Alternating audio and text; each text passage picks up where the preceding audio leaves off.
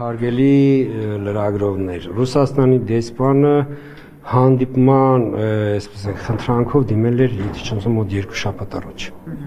Այսինքն խնդրանքը հանդիպման, ձեր այն ինչ որ ասած քաղաքական իրադարձությունները որ գործում է կապել դա հենց առաջ ա եղել եւ ըստ էության ինքը եկել էր ծանոթանալու ընթացքին նախապատրաստման եւ նաեւ ՌԴԿ նախագահի հնարավոր այցի նախապատրաստման։ Ռուսաստանի դիտորդների լինելու են կա։ Տեսեք, եթե Ռուսաստանի դաշնություն այս մի քիչ եկեք բաներ, որովհետև եթե ԱՊՀ միջխորհրդանական, այո։ Մենք այսօր արդեն իրենց առաջի կազմը 14 հոգանոց կազմը, այսօր վկայականները արդեն այստեղ գալուց առաջ կազմեցին, որպեսզի արտգործնախարարության միջոցով փոխանցվի ԱՊՀ մեր գործընկերներին։ Եթե ԿՀ-ն Ռուսաստանի Դաշնության ԿՀ-ն արդեն մեր հրավերով են իրենք ժամանում։ Իրենք երկու խողովակ ունեն, այսպես ենք դիտարկելու ընտրությունները, դա մի խողովակը դա ԱՊՀ շրջանակներն է, ԱՊՀ գործընկերների հետ, մյուսը արդեն անհատական մեր հրավերով, եւ որովհետեւ մենք բոլոր մեր ընտրական մարմինների, մեր գործընկեր երկրների ընտրական մարմինների ներկայացուցիչներին մենք հրավիրում ենք եւ կարող եմ ասել, որ դեսպանը կներեք նախաձեռնությունն էր, թե չէ, Ռուսաստանի դեսպան, այո, որովհետեւ վերջի հանդիպումը, որ եղել է մեր գործընկերոջ հետ, նախագահի Տիկին Պաֆիլովի հետ եղել է, մենք այդտեղ ունեցանք այսպեսի, ասենց ասած, ինքը ինձ հրավիրեց սեպտեմբերին կանալիք իրենց խորհրդանական ընտրություններին, ես իրեն հրավիրեցի հունիսին կանալու մեր խորհրդանական ընտրություններին եւ պես կատակով կես կատակ, բայց իրականում լուրջ, ասացինք, քանի որ մերը սկզբում է ոնց որ Տիկին Պաֆիլովան ինքը ժամանի Հայաստանը, հետո սեպտեմբերին էլ ես գնամ Մոսկվա։ Ամեն ձեր զրույցի ընթացքում չի արծարծվել այդ թեման, որ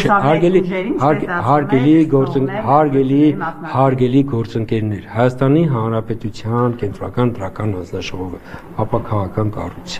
Եվ ես ձեզ հավաստի ասում եմ, որ դեսպանները, միջազգային կառույցների մեր գործընկերները որ գալիս են, իրենք հարգում են մեր օրենսդրությունը եւ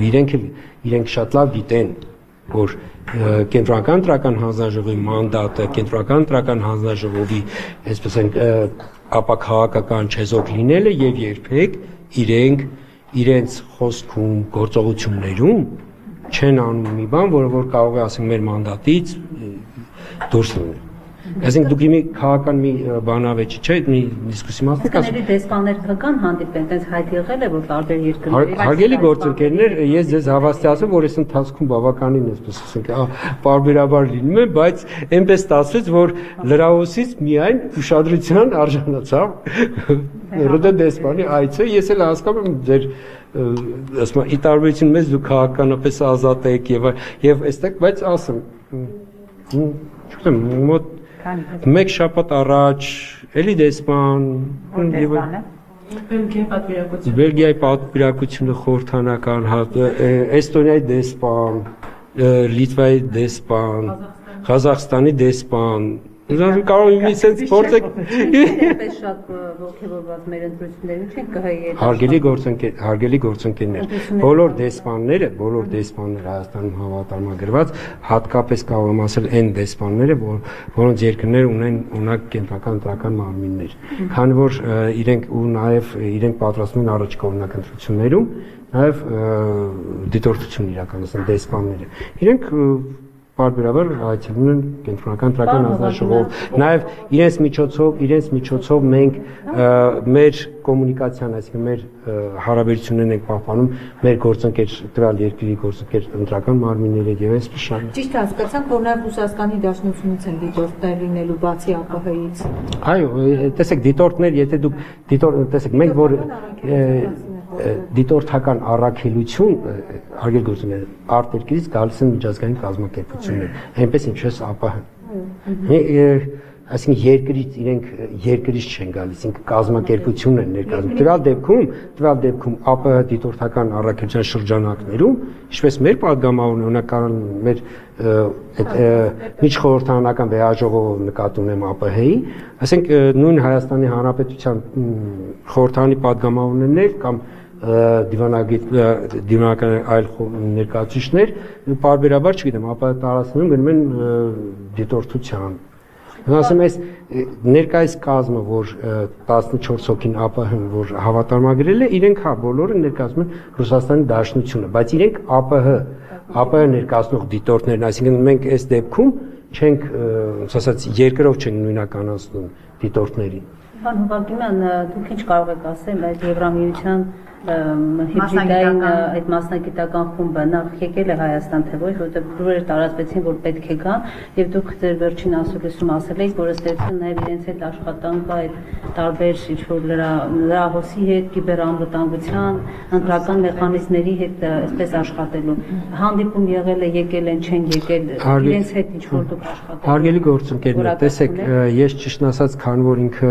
արտգործ նախարարության հայտարարություններ Պիտի խնդրեմ, որ այդ մանրամասները իրենցից, այսինքն դա կոնկրետ ինչ նկատի ունեն, իրենցից ճշտեք։ Ես կարող եմ մի բան ասել, որ այս նախորդ 2 օրերին էլի միջազգային գործընկերների հետ մենք միջոցառում ծրագիր ենք իրականացնում։ Այսինքն ռիսկների գնահատում եւ բայց ոչ դա այդ խումբը չէ։ Հասկանում եք, մեզ աջակցության առաջարկներ կոնկրետ ԵՄ ներկայացնող երկրներից, բազմաթիվ երկրներից մենք ունենք եւ համատեղ ծրագրեր ենք իրականացնում։ Այստեղ թե արդյոք այդ ծրագրերը ոնց որ ձեր մատնանշած է ոնց որ դրա ինչ ասացիք դեպքում հիբրիդային կիբերհանցագործությունը միջազգային գործընկերների հետ աշխատում ավելին ես այստեղ էլ ասացի որ աշխարհի լավագույն այսպես ասենք ընկերություններից մեկի ներկայացուցիչներ եկել են մեզ թեստա մեր համակարգը գնահատել են այսպես ասենք տվել են եզրակացություններ այսինքն ինչ որտեղ են իրենք ռիսկ տեսնում եւ այլ ու դա անում են մեր ՀՏԳ-ի հետ միասին այսինքն այստեղ քան որ այդ ռեսուրսը ինքը կենտրոնական ընտրական հազար հասկանալի որ նման ռեսուրս ինքը չունի եւ այս դեպքում մեր են դիազոր մարմինը հասան տեղեկատվական համակարգերի գործակալությունը որը որ այս վերջերս կարգավիճակը փոխվեց ոնց արդեն ինքնավար մարմին արդեն ձևավորվում այդ կառույցն է մեր հիմնական գործընկերները իրենց մասնագետները իրենք մեր մոտ ունեն մշտական ներկայացուցիչ մասնագետները որոնք որ մեր մոտ մեր արդեն IT թիմի հետ աշխատում են այսինքն ամեն ինչը այստեղ դրա համար եմ ասում Ես դժվարում եմ, այսինքն ասել թե մեր միջազգային համագործակցություններից որն է դեր ասած Պարոն Հովակիմյան, դուք իհարկե անդադ փորձում եք այստեղ ասել, որ այստեղ էլ ասացիք, որ կենտրոնական ընտրական հանձնաժողովը ապաքաղաքական կառույց է, ես զբաղվում է բացառապես ընտրությունների կազմակերպման, բայց քննարկումից նկատելի է, որ իշխանական պատգամավորները այսպես ամեն կերպ փորձում են պարտադրել, չգիտեմ ինչ ձևով կամ պարտադրել կամ առաջարկներ անել, թե ինչպես հնարավոր կլինի ընդդիմադիր որոշ ուժերի գրանցումը չհամարել, չգիտեմ ինչ որ տեխնոլոգիաների հանել։ Սա ինչպես է գնահատում։ Կարողանաք դիմադրել ինչպես այս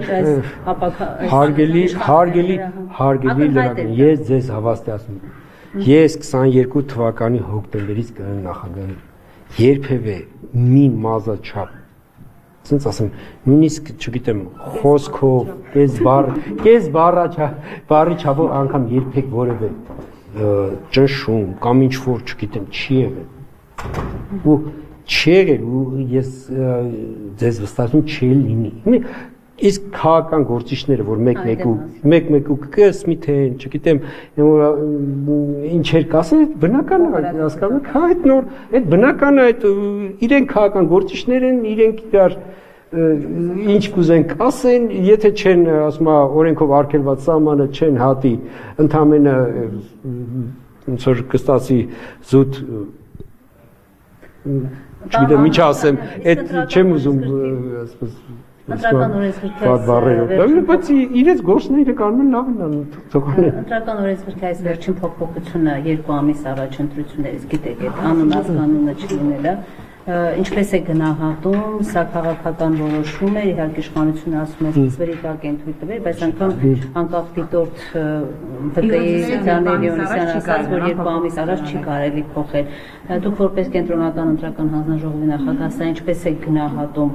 խաղի կանոնները փոխել է ընտրություններից 2 ամիս առաջ եւ արդյոք սա քաղաքական դրդապատճառներով էր արված, հենց կոնկրետ խոշոր ընդդիմադիր ուժի, այսպես, չգիտեմ, անունը հանելու, ղեկավարի անունը հանելու ցուցակը։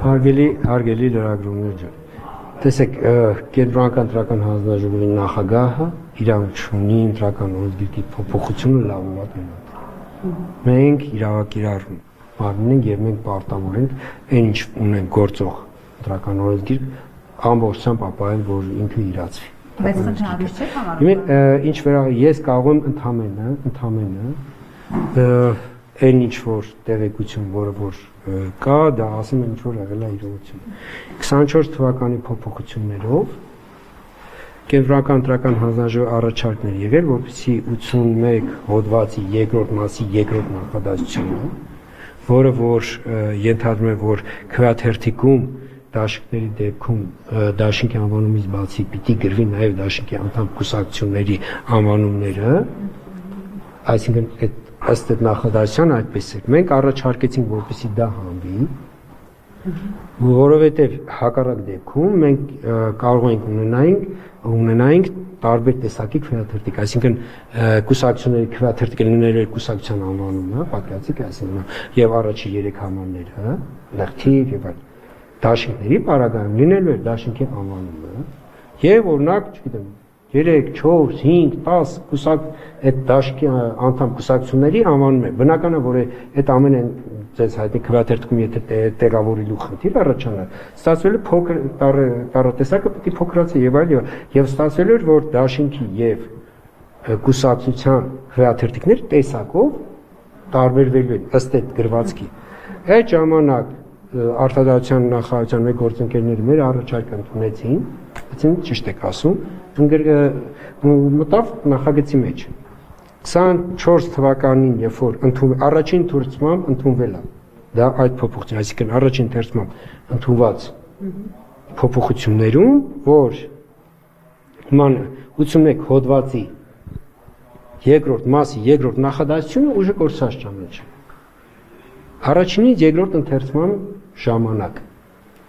որևէ առաջարկ չի եղել, որպեսզի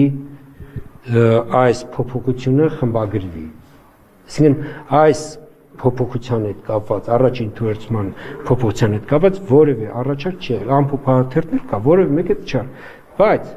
ու բնական է դա ինչ եմ ասում, որովհետև դա նշանակում է, որ ոչ պետաիրավականը, որ գլխադասայինն է, ոչ նման փոփոխությունը, այսինքն քննարկել, ոչ էլ խորհրդարանում կարար քննարկել, բայց փաստն է, որ երբ որ, այսինքն Արլիսում հիմի ինկորպորացված տարբերակը, որ դրված էր,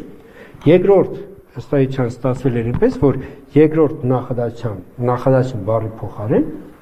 գրված էր պարբերություն։ Արդյունքում դուրս այն ինչ որ պիտի կայի խնդրանքը եղել էր, որ պիտի դա եթե հնարավոր է հանվի, որպեսզի քվեաթերթիկները տեսակով չտարբերվեն,